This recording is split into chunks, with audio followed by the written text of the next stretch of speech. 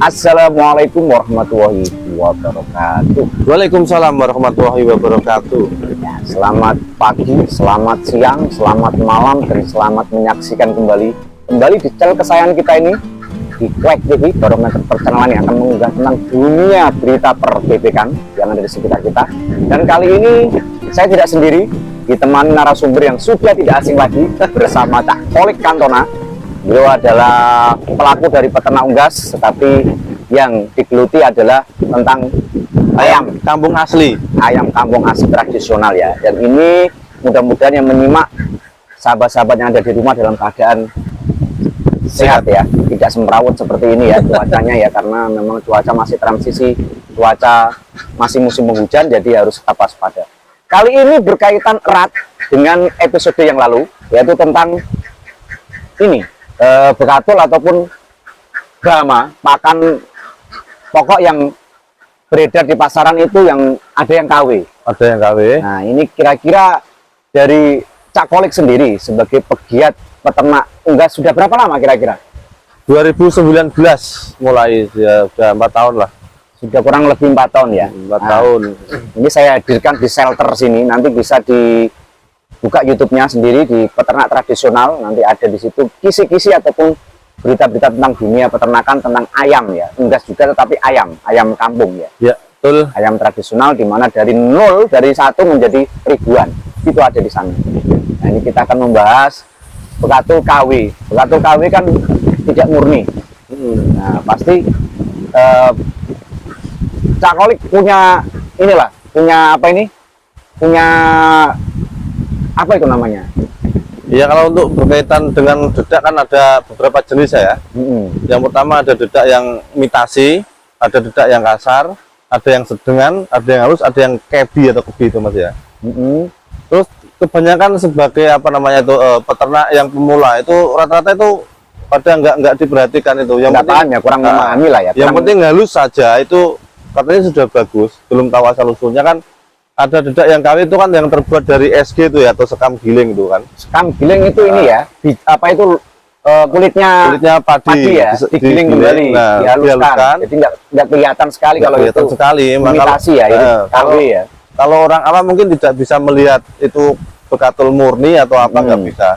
Jadi kita harus berhati-hati saja gitu loh Mas.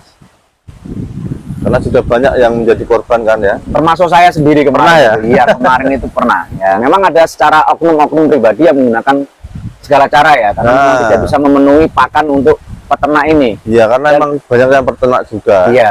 Dan harganya pun sangat tinggi ya. Mau bekatul ataupun dedak ya, di pasaran ataupun di penggilingan juga sudah tinggi ya. Sudah tinggi sekali. Makanya kebanyakan oknum itu memanfaatkan momentum untuk meraup untung yang besar gitu loh. Terutama bagi para peternak pemula yang belum mengetahui bekatul yang murni dan bekatul yang KW itu sasaran empuk sekali kalau menurut saya itu. Seperti pahalnya bebek ya. Pahalnya bebek ya. Nah, itulah. Ini kalau pengalaman Cak Kolik sendiri, agar terhindar dari pakaran KW itu harus bagaimana? Apakah harus bermitra dengan penjual-penjual yang sudah lama yang kita kenal atau bagaimana? Nah, itu juga bisa menjadi salah satu faktor untuk kita bisa terhindar dari dedak katul atau dedak kasar ya, atau dedak KW gitu kan ya. Intinya kita harus juga apa namanya, harus mengetahui antara yang KW dengan yang asli itu kan. Ciri-cirinya bagaimana sih kalau yang asli itu? Kalau katanya kalau dimasukkan dalam air itu tidak kemerambiang ya? Ya, ada yang asli, dan ini kan sudah disiapkan tadi ya. Seperti ini ya Mas ya.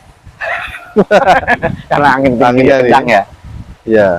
Kalau dedak yang asli itu, yang murni itu, kalau dimpel-empel seperti ini dia tidak akan ngepiar gitu ya, atau tidak akan apa namanya, tidak akan ambiar gitu loh. Tidak akan ambiar ya. Terus di tangan pun rasanya enak ini, kayak ada lengket-lengketnya seperti itu, ada kayak lembab-lembabnya gitu loh ya. Tidak terlalu tajam kerengas-kerengas ya. Tapi kalau yang SG itu atau sekam giling itu kalau kita pegang seperti ini, seperti amplas di tangan tuh. Dan itu sangat resek ya, ngerekam gitu ya, tajam gitu ya. Kalau dikasihkan ke unggas ya, nah dampaknya apa sih? Dampaknya ya seperti apa namanya, tidak produktif ya kalau untuk pencernaannya itu seperti kena khususnya ya, itu kena amplas karena kan kasar sekali kan. Tidak bisa dicerna kan ya, dan bisa membuat copot bulu ataupun ini ganti bulu kalau untuk bebek ya sendiri. Kalau untuk ayam juga sama, pasti sama, malah nggak doyan sama sekali.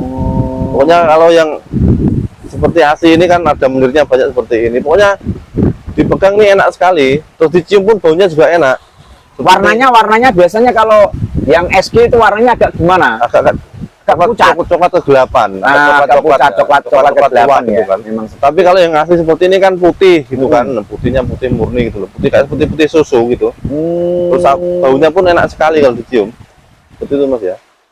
Nah itulah, pokoknya intinya kita juga harus dengan punya langganan untuk belinya itu juga harus yang sudah terpercaya gitu kan untuk beli tidaknya gitu. Kalau sudah terpercaya kan pasti ya, ada jujur, hubungan ini ya, ada hubungan emosi di antara kita, emosi bukan kita marah tidak, tapi hubungan emosional di antara kita itu terjaga gitu loh ya. Iya. Tidak ada yang saling ditutupi gitu. Jadi sahabat-sahabatku, bagi pemula peternak seperti saya sendiri, hati-hati dalam membeli pakan karena dalam tahun yang seperti ini kenapa pakan bisa harganya lebih tinggi karena permintaan lebih banyak sedangkan barangnya lebih sedikit, makanya harga meroket karena para petani juga ini ya. Ini lagi susah ini ya, lagi susah ya. Petani kan sudah di lokasi A sudah panen, ya, tidak merata, akhirnya ini harganya lebih tinggi seperti itu. Jadi seperti itu ya para sahabat-sahabatku. Di situ kita saya banyak belajar dari Cak Kolik ini karena memang sudah hampir bertahun-tahun belajar di dunia perunggasan dan dunia ini ya, perkatulan atau perdedakan pasti kan sudah tahu pengalamannya. Ini ada satu lagi Mas, namanya, kalau misalnya kita tidak mau beli katul yang murni atau yang halus, lebih baik katul yang agak kasar daripada katul yang SG tadi. Oh, yang penting ada menirnya ya. Maksudnya begini, kalau katul yang kasar itu, kalau unggas tuh pasti dia akan dipilih yang intinya saja. Tapi kalau SG, ya itu nggak ada yang dipilih, hanya itu saja. Jadi misalkan kalau kita nggak mau beli halus, ya lebih baik beli yang kasar, tapi yang katul murni gitu loh Mas. Oh. Nanti juga akan dipilah-pilih sendiri ya. Ini kalau untuk ayam seperti itu. Jadi tidak menyakiti atau tidak merusak pencernaannya unggas gitu loh Mas. Iya, betul. Seperti itulah daripada kita beli. Dan hasilnya produktivitas telurnya pasti lebih bagus lagi. Lebih bagus ya. Nah, lebih stabil ya. Karena nutrisi itu bisa diserap ke ayam unggas semua. Iya, karbohidratnya serta metabolisme untuk pertumbuhan dari proteinnya itu semua ada di jedak di katul. Dan satu lagi ini Mas ya, satu lagi terus ini ya. Oke. Hindari COD. Dari COD itu artinya bayar di tempat ya, barang datang dari tempat ya, cash and delivery atau apa. Iya, itu kenapa harus hindari?